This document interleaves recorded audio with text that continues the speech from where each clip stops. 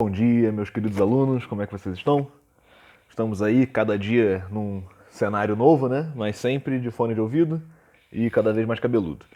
A nossa aula de hoje, a gente vai desenvolver um pouquinho o assunto da Primeira Guerra Mundial. Não vai ser nem de perto tão extenso quanto foi o vídeo resumindo a Primeira Guerra, né, que vocês tiveram semana passada.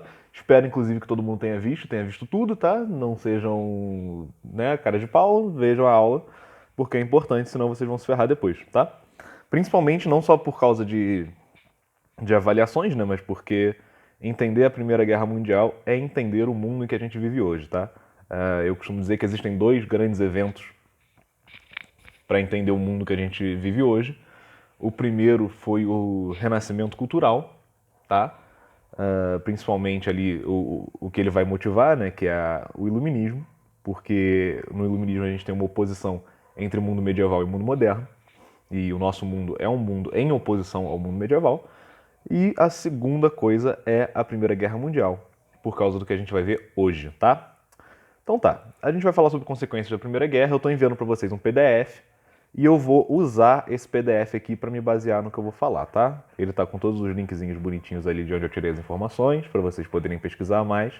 E já vou dizendo que eu tenho um livro que pode ser interessante para quem se interessar, tá? Isso não é conteúdo base de nono ano, então vocês não precisam ler, mas se alguém quiser e quiser entrar em contato comigo por e-mail, eu envio para vocês.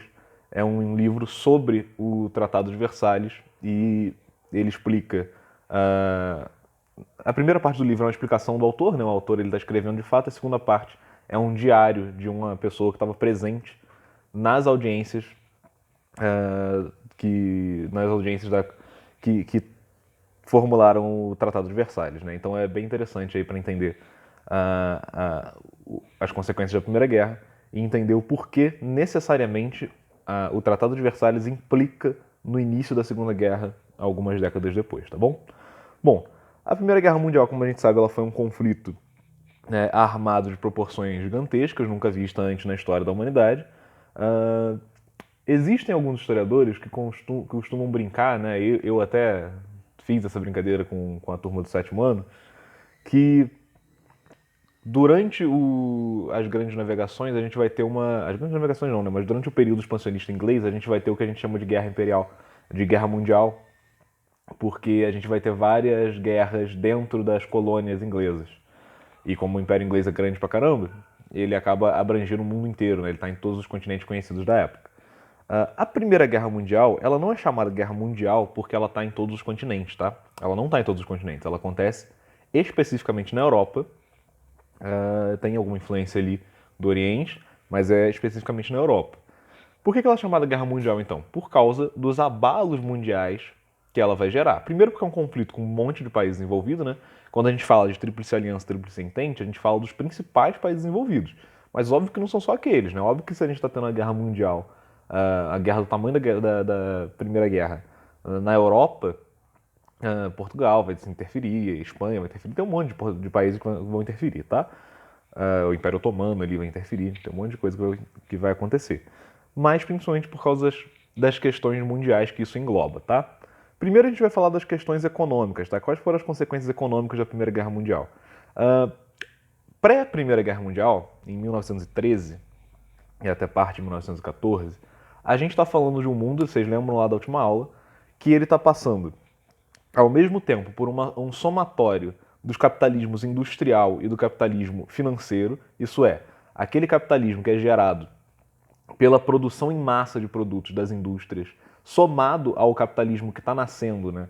Que é o capitalismo de bolsa de valores, que é aquele capitalismo que você compra. Não necessariamente você tem que ter uma empresa para você ganhar dinheiro, mas você pode comprar ações de uma empresa já existente. Eu expliquei isso tudo bonitinho no texto do outro vídeo, mas é interessante a gente entender isso aqui.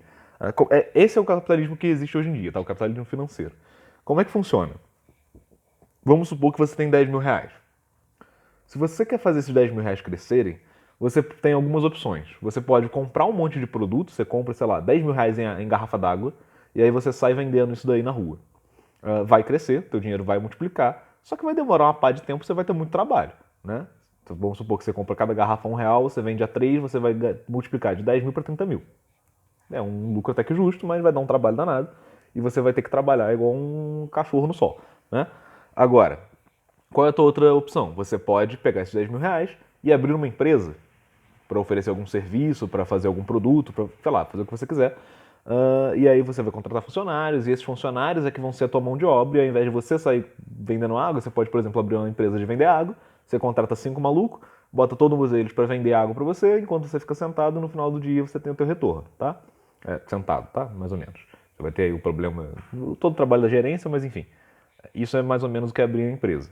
E o que é o capitalismo financeiro? É o seguinte, você tem 10 mil reais, existe a Águas do Imperador, e ao invés de você resolver vender água de porta em porta, você vai até a Bolsa de Valores.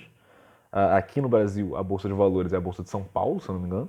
Você vai até a Bolsa de Valores e você compra ações diretas da empresa da Águas do Imperador. Isso quer dizer que você se torna sócio acionário, né? Você compra pedaços da empresa e você lucra a partir do momento que aquela empresa cresce. Então você vai chegar lá na bolsa, você vai ter lá ações da Bolsa de Valores da Água do Imperador, vai estar, sei lá, vamos facilitar as contas, vai estar 10 reais, tá? Aí você compra lá 10 ações dessas, você gasta 100 reais ali, tá?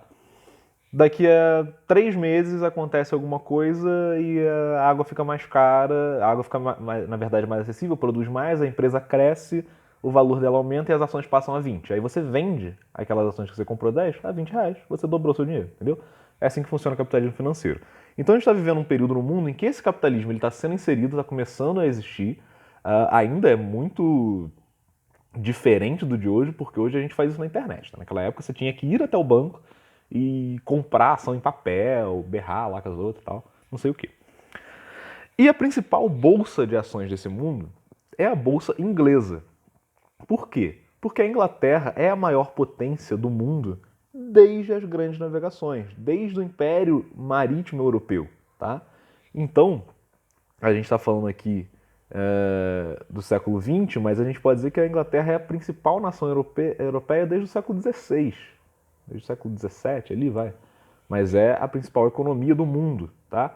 Porque isso é importante também. Se a Europa é quem vai, né, no período colonial e depois agora, no neocolonialismo, ser o grande dominador do mundo, isso quer dizer que todo o dinheiro que é produzido, todo o bem que é produzido, todo o capital que é feito, consequentemente vai chegar na Europa, tá? Se a Inglaterra é o maior desses, então ela é a maior economia do mundo na época, tá? Ela vai ser acompanhada ali por alguns países próximos europeus, sobretudo a Alemanha vai estar se industrializando muito nessa época, mas não é o suficiente, tá? Não pensem quando a gente fala que a Alemanha estava se industrializando que ela estava equiparando-se à Inglaterra, tá? Não estava, ainda estava distante. E os Estados Unidos, eles também têm um processo de industrialização muito acelerado, até porque eles são herdeiros, né, desse pensamento inglês. Lembra que os Estados Unidos do Norte era uma colônia de povoamento, não de exploração. Isso quer dizer que aquelas pessoas que estavam lá já estavam ali enquanto colônias inglesas para estabelecer indústria também e para desenvolver a indústria. Isso vai facilitar o processo de industrialização americano e vai fazer com que ele cresça de maneira acelerada, mas ainda muito distante do mercado inglês, tá? O que acontece vai ser o seguinte, em 1914 vai se dar início à Primeira Guerra Mundial, e quando a gente tem uma guerra, é normal, né, comum que as nações elas tenham que financiar essa guerra com grande parte do seu dinheiro, grande parte da sua produção. Então, o PIB, né, o Produto Interno Bruto da nação, ele vai começar a ser direcionado em primeiro lugar para a guerra, porque se a nação perder aquela guerra, ela pode perder o seu território e pode perder o território nacional, né, pode acabar a nação. Então, a coisa mais importante é financiar a guerra em períodos de guerra. Deixa eu colocar isso assim para ficar mais sentadinho. O que vai acontecer? Os países europeus eles vão começar a Primeira Guerra e isso vai gerar uma grande crise no sistema econômico europeu. Porque o conflito ele é maior do que jamais foi visto, ele é gigantesco, é muito sério, é muito preocupante, morre muita gente, então vai ser necessário despender muito dinheiro. Não só dinheiro, mas despender muito da economia dos países para as tropas. Então a gente vai ver que as indústrias europeias elas vão rapidamente se transformar em indústrias armamentícias, né? Indústrias bélicas. Não só. E aí, quando a gente fala isso, gente, muita gente pensa, não, Isso quer dizer o quê? Que a indústria de metal vai começar a produzir munição e arma? Também, mas não só isso. Quando a gente pensa, por exemplo, em indústria têxtil, né? A indústria têxtil era o maior ganha-pão ali do Império Inglês, era a maior força da Inglaterra, tá? Os ingleses eles tinham uma produção têxtil muito importante para o mundo.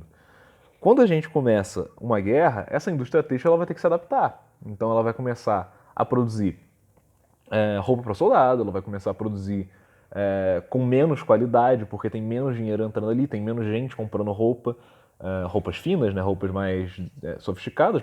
As pessoas não estão preocupadas com isso quando você tem, sei lá, teu pai, teu irmão, teu tio, tá todo mundo na guerra podendo morrer. A pessoa que está em casa não está preocupada com isso de verdade. Ela pode até comprar, mas vai comprar o essencial, né? Está preocupada em comprar comida, por exemplo, porque a comida também vai ser alocada primeiro para as batalhas. Então, toda a produção agropecuária da Europa vai começar a se direcionar para os exércitos. Então, o povo é quem fica com menos e também isso quer dizer que o mercado enfraquece, tá?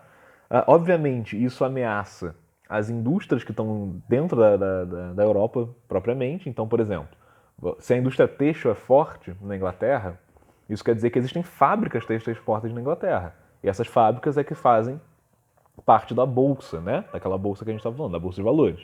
Quando a gente tem uma ameaça de guerra e a qualquer momento a Inglaterra podia ser invadida pelo Império Alemão, por exemplo, e derrotada, e aquelas fábricas iam se perder, os donos iam perder elas, o interesse em investir naquilo cai exponencialmente. Você não vai querer colocar o teu dinheiro, comprar ação de uma fábrica que a qualquer momento pode ser bombardeada e acabou, e tu vai perder o dinheiro, né? Porque da mesma maneira que você pode enriquecer com isso, você pode falir, tá? Então a gente vai ter uma crise financeira gigantesca na Europa, tá? De modo que a Bolsa de Londres, que era a mais importante do mundo, ela vai deixar de ser a mais importante do mundo, vai ser substituída pela Bolsa de Nova York, tá? A cidade de Nova York é até hoje a cidade mais rica do mundo, com a bolsa mais importante do mundo. Isso vai gerar um problema mais para frente, a gente vai chegar lá quando a gente falar de crise de 1929, mas é importante a gente entender que isso começa aqui. Então, se os países europeus eles estavam falindo, também vai ter um problema ali na ideia de neocolonialismo, né, que a gente falou antes. Agora, como os países estão em guerra, existe menos disposição e menos dinheiro e menos interesse em ficar prestando atenção em colônia na África, na Ásia. Se o teu país está sob ataque, você tem cada vez menos interesse em manter isso, né? Em se preocupar com essas colônias. O que importa ali é a metrópole, tá? Bom, se a Europa ela está ruindo economicamente, e obviamente humanamente, né, porque está tendo muitas mortes e tudo mais, existe um país que estava em processo de industrialização avançada já, e esse país ele não vai estar ruindo, porque a guerra não chegou nele. Olha só que interessante. Né? Que país é esse? Os Estados Unidos da América. Né? Se ele já estava em processo de industrialização avançada, né, rápida industrialização, antes da guerra começar, com o advento da guerra, isso pode parecer horrível de se falar, mas eles vão lucrar muito. Por que eles vão lucrar muito? Porque a guerra está acontecendo em solo europeu, não está acontecendo em solo americano. Né? Não tem risco de uma frota alemã atacar a costa de Nova York. Não existe esse risco. Não existe o risco de alguém sei lá, da Alemanha mandar um batalhão para Washington. Né? Não tem como. Tem um oceano no meio do caminho. E a guerra não está acontecendo lá. Né? Os Estados Unidos só vai entrar na guerra em 1917, vocês lembram disso? Então o que os Estados Unidos ele vai fazer? Ele vai aproveitar esse momento de quebra econômica europeia para se tornar o principal financiador do mercado mundial. Tá? Ele vai primeiro financiar a Tríplice Entente, né, usando o comércio de armas. Então ele vai comercializar armas com a Entente contra o Império Alemão, e isso vai enriquecendo ele, vai enriquecendo os Estados Unidos. Ele também vai comercializar comida, ele vai tornar a Bolsa de Nova York a bolsa para onde os grandes industriais, as grandes empresas vão correr, porque se ela é essa bolsa mais segura, é ali que o dinheiro vai começar a entrar, tá? É importante a gente entender esse cenário de bolsa de valores, de capitalismo financeiro, para a gente entender o porquê que os Estados Unidos se tornou a maior potência econômica do mundo a partir da Primeira Guerra Mundial, tá? Bom, os Estados Unidos, então, ele vai se sobressair em relação aos demais, e Isso ele já vai se sobressair econômica e industrialmente, depois ele vai acabar tendo uma imagem que até hoje é meio conhecida, que é de pátria salvadora. Porque o que acontece? Em 1917, quando ele entrar na guerra, os Estados Unidos vai entrar com tropas descansadas, com recursos financeiros e com recursos bélicos bem em melhor condição do que todo mundo que estava na guerra já.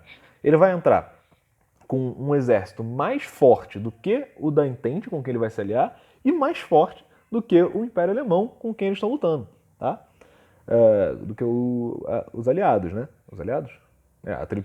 A Tríplice Aliança, né? Os aliados é outra coisa. Do que a Tríplice Aliança. Isso vai fazer com que se veja os Estados Unidos muito como aqueles que salvaram, os grandes vencedores da guerra, aqueles que puseram fim nela. Essa imagem de pátria salvadora, ela persiste até hoje. Ela vai ser usada, inclusive, né, ela começa aqui e vai ser usada como propaganda na Segunda Guerra Mundial pelos Estados Unidos para se venderem como a grande imagem antinazismo. Tá? No Ocidente inteiro a gente tem os Estados Unidos como grande imagem antinazismo, mas não necessariamente ele era a única grande imagem antinazismo, né? Bom, coisa importante aqui. Os Estados Unidos, então, ele vai entrar, ele vai dar novo ânimo para as tropas da Entente e a guerra vai acabar de maneira até que rápida depois da entrada dele, mas não é indício que ela também perduraria muito tempo, porque a Europa já estava muito quebrada, mas ela acaba mais rápido, com certeza, com a entrada dos Estados Unidos. Uma coisa que é importante é o seguinte: a maior parte das batalhas da Primeira Guerra Mundial, principalmente das principais batalhas, elas ocorreram em solo francês, tá? Guardem isso.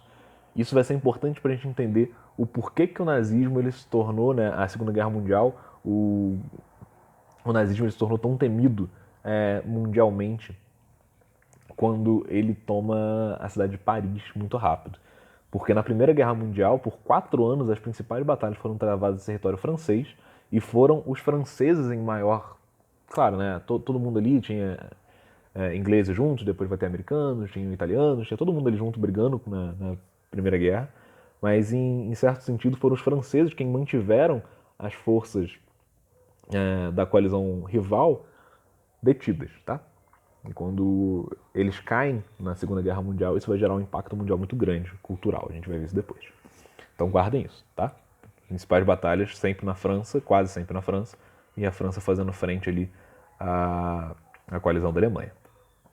Bom, então acaba a guerra, e aí a gente tem o seguinte cenário econômico, né? Algumas coisas aconteceram de importante na Europa após a guerra. Primeiro, a dissolução dos grandes impérios, de boa parte dos grandes impérios europeus.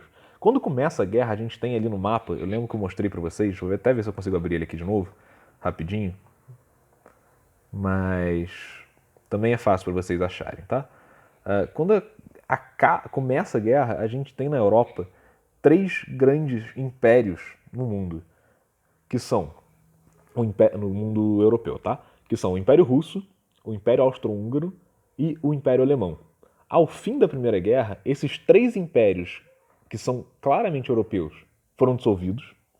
O Império Alemão já era, o Império Austro-Húngaro já era, e o Império Russo ele vai ser deposto pela Revolução Russa, né, na Revolução Bolchevique.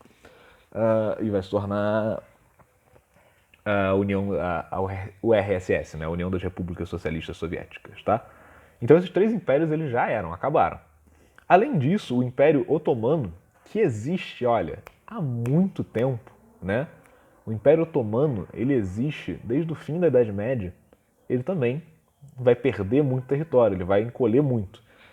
E a gente vai ter o surgimento de uma série de pequenas repúblicas e de novos países na Europa. Isso é importante, tá? A gente costuma falar da crise absolutista lá no Iluminismo, e isso pode dar a entender que depois do Iluminismo os países pararam de ser monárquicos. Não pararam, tá? A Europa só vai deixar de ser monárquica com a Primeira Guerra Mundial. E mesmo assim, em certo sentido, tá? Porque até hoje existe muita monarquia na Europa, embora a gente normalmente não saiba disso. Mas essa imagem da Europa monárquica, ela vai cair depois da Primeira Guerra Mundial com o advento das pequenas repúblicas da Europa, tá? Então, a gente tem a dissolução dos impérios europeus, o enfraquecimento econômico da Europa e o surgimento dos Estados Unidos como principal potência econômica do mundo, tá? Esse daqui é o cenário econômico pós-Primeira Guerra Mundial. Além disso, a gente tem algumas consequências políticas, tá? E aí são várias consequências políticas, algumas delas se confundem até com as consequências econômicas, por exemplo, esse surgimento de novos países, essa dissolvimento, não existe essa palavra, né? Essa dissolução, isso, dos impérios europeus, isso daí também são consequências políticas, né, além de econômicas.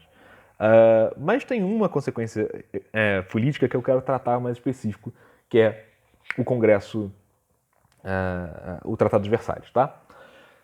O Tratado de Versalhes ele vai ser um documento assinado por vários países da Europa e países envolvidos com a guerra, na verdade, e ele vai servir como... Calma aí, deixa eu pegar a palavra certa aqui. Ele é um documento escrito sobre os termos, né? Ele vai dar os termos do fim da guerra, né? Os termos de paz do fim da guerra. Isso é normal quando termina uma guerra, tá? Quando termina uma guerra, normalmente as partes envolvidas elas se reúnem para poder escrever um documento que estabeleça quais são os termos de paz, tá? O que o país X vai levar, o que o país Y vai perder. Normalmente esses documentos beneficiam os países vencedores em detrimento dos perdedores, tá? E esse documento ele vai ter uma coisa que é interessante nele. O Império Alemão vai cair, mas em certo sentido, a região da Alemanha, né, o país da Alemanha, que está recém-unificado, ele vai se manter com certa unidade política. É diferente, por exemplo, do Império Austro-Húngaro, que vai se dividir em dois já de cara, que é a Áustria e a Hungria. E o que vai acontecer então? Como esse país ele vai estar ali e como a Alemanha foi o principal manutensor da guerra pelo lado da Tríplice Aliança, a Alemanha vai ser culpada pelos outros países como a principal causadora da guerra, tá? Vou tentar correr aqui porque a gente já está em 20 minutos. Como a principal causadora da guerra. Isso vai fazer o quê? Vai fazer com que ela seja acusada de ser o grande inimigo da guerra, o grande responsável pela guerra, e ela vai receber todas as penalidades pela guerra, tá?